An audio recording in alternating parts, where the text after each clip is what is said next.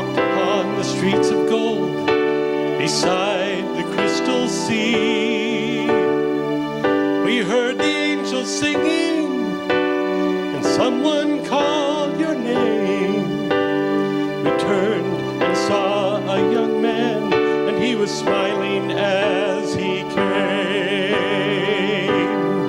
And he said, "Friend, you may not know me now." And then he said, "But wait, you used to teach my Sunday school when I was only 8. And every week we'd say a prayer before the class would start. And one day when you said that prayer, I asked Jesus in my heart. Thank you for giving to the Lord. I am a life that was changed. Thank you for giving to the Lord. I am so glad you gave." Then another man stood before you, and he said, "Remember the time a missionary came to our church, and the pictures made you cry. You didn't have much money, but you gave anyway. Jesus took the gift you gave, and that's why I'm here today." Sing it with us. Thank you for giving to the Lord. I am a life that was changed. Thank you for giving to the Lord. I am so glad you gave. One by one they came, far as the eye could see, each life somehow touched by your generosity.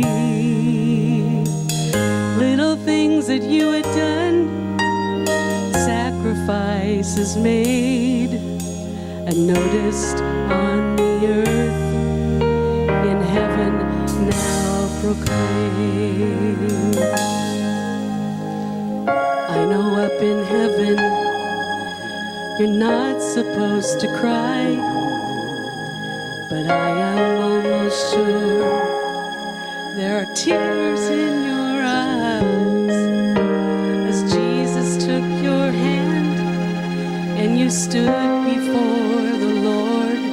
He said, "My child, look around you, for great is your reward." Thank you for giving to the Lord. I am a life that was changed. Thank you for giving to the Lord. I am so glad you gave. Sing it with us Thank you for giving to the Lord. I am a life that was changed. Thank you for giving to the Lord. I am so glad you gave.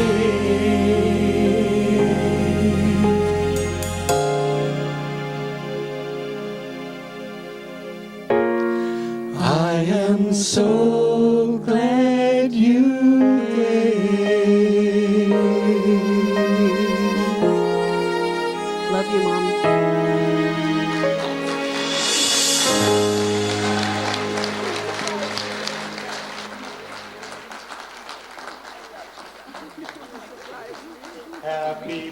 birthday to you. Happy birthday to you. Happy birthday, dear Mary. Happy birthday to you. And now we cut the cake. A nice little speech planned. How can anybody do anything after that? Anyway, I am so thankful for all of you putting into my life so I could give it out again. And you know, there's a lot of people turning 90, so it's no big deal, really. But it's really fun to make a big deal out of it. It brought you all here, and everybody got together and is loving on each other. And, you know, there's a couple of things that have been really helpful in bringing my life around.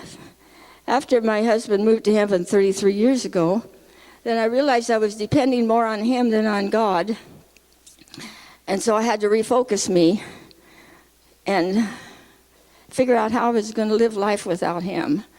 And so I really did. I knew who God was. I was a good little Methodist girl. Many of you are in a Methodist church here, Virginia, and Kay, and some of you.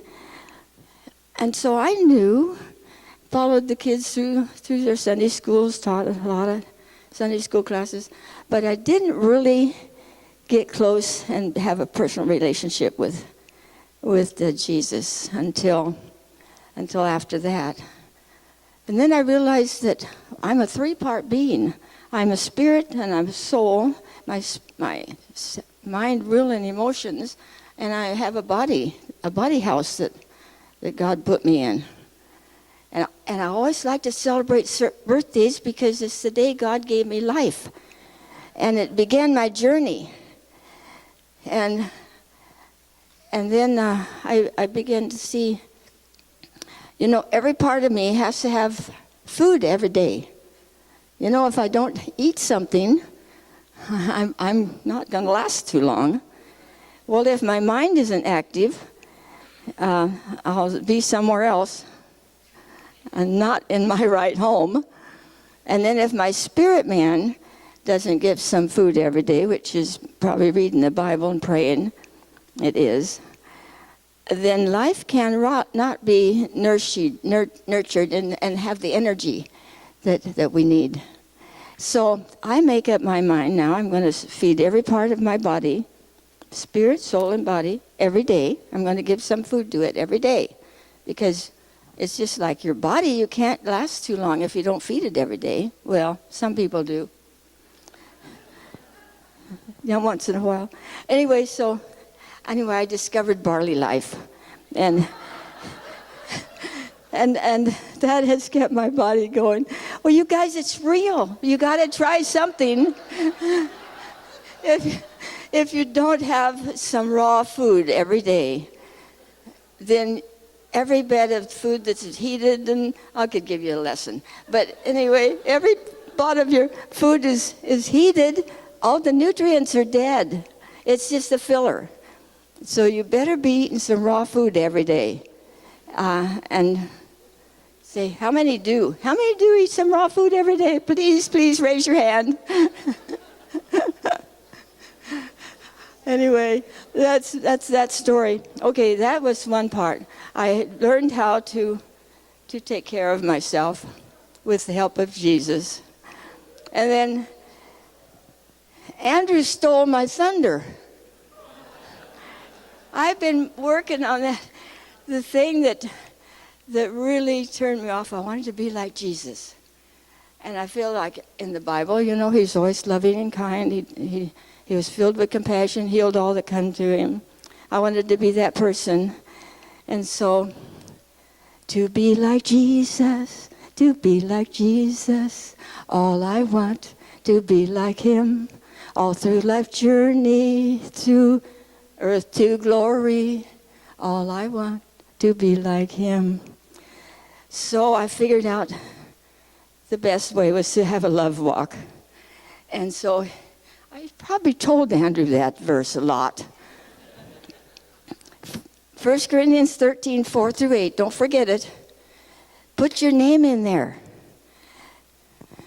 I had it all written down. I knew I wouldn't remember it all. Mary is patient and kind.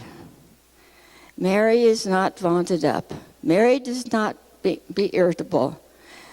Mary does not pay attention to a suffered wrong. You read that and you think about that, you know what? The Bible changes. The word changes the facts. The fact is I was irritable. And I wasn't nice a lot of the time, was I, kids? Anyway, so it changed me. And what you see now is because of those scriptures. So give it a try. I challenge you. Put your name in those verses. And you will see. You will be like Jesus. And that's a thing to attire for. You know? That's good. Okay, that's my sermon. Thank you all for coming. I love you. Now we can cut the cake and have cake. Get around and say hi to some friends you haven't seen, and just enjoy the time of fellowship. All right? Thank you so much.